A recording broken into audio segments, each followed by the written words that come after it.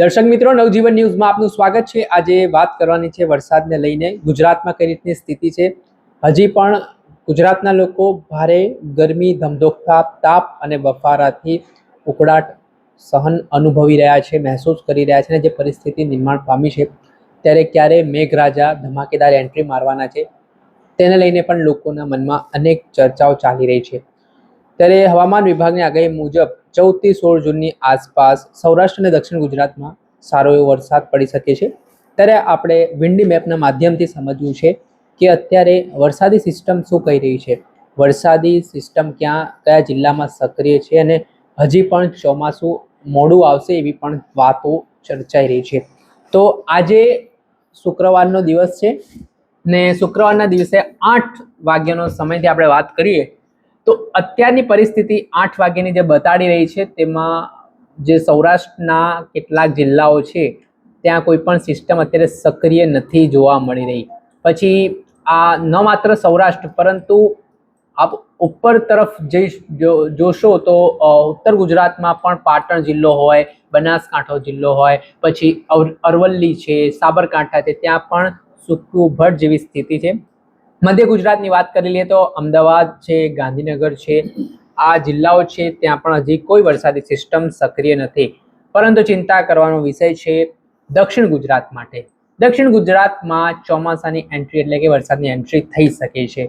સુરત, નવસારી, વલસાડ અને ભરૂચ સહિતના જે વિસ્તારો છે ત્યાં વાદળછાયું વાતાવરણ રહી શકે છે અને મધ્યમથી હળવો વરસાદ પણ વરસી શકે છે, કેમ કે અત્યારે વિન્ડી મેપના માધ્યમથી જે સવારના દ્રશ્ય છે એ મુજબ આપણે વાત કરી રહ્યા છે। 9 વાગે જોઈએ તો 9 વાગે થોડો ઘણો માહોલ છે તે સૌરાષ્ટ્રના અમુક તાલુકાઓમાં બન્યો છે।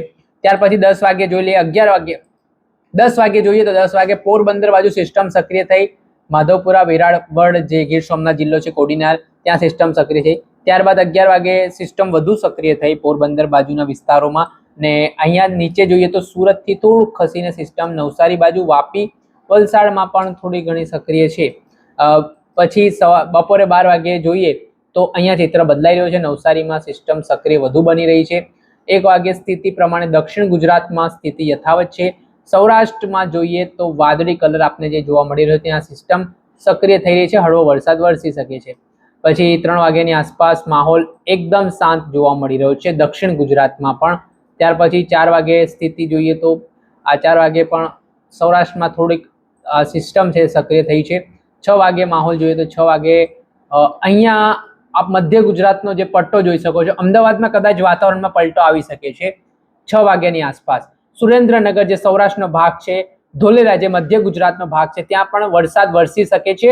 વિન્ડી મેપના માધ્યમથી આ આપણે દ્રશ્ય છે તે બતાવી રહ્યા છે કે ત્યાં 6 વાગ્યા સુધી સિસ્ટમ સક્રિય, પછી 7 વાગ્યા પછી સિસ્ટમ બદલાય છે ને આમ 8 વાગે 9 વાગે સિસ્ટમ ત્યાં મધ્ય ગુજરાતમાં રહે છે, 10 વાગે એકદમ સપાચટ સ્થિતિ જોવા મળે છે। એટલે હાલ જે 10 વાગ્યા સુધીથી લઈને આખી રાત છે તે વરસાદી માહોલ નથી।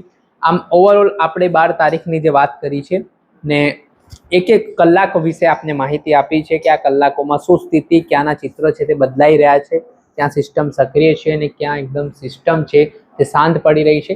ત્યારે હજી પણ ચોમાસું આવતા થોડીક વાર થશે તેવું કહેવાય રહ્યું છે। હવે જોવાનું રહ્યું કે આ વખતનું ચોમાસું ગુજરાતમાં કઈ રીતનું રહે છે। દર્શક મિત્રો, આવા જ વિડીયો જોવા માટે આવા જ વિન્ડી મેપથી આપને સમાચાર પહોંચાડતા રહીશું, એટલે તમારી નવજીવન ન્યૂઝને જોતા રહો, લાઈક કરો, શેર કરો।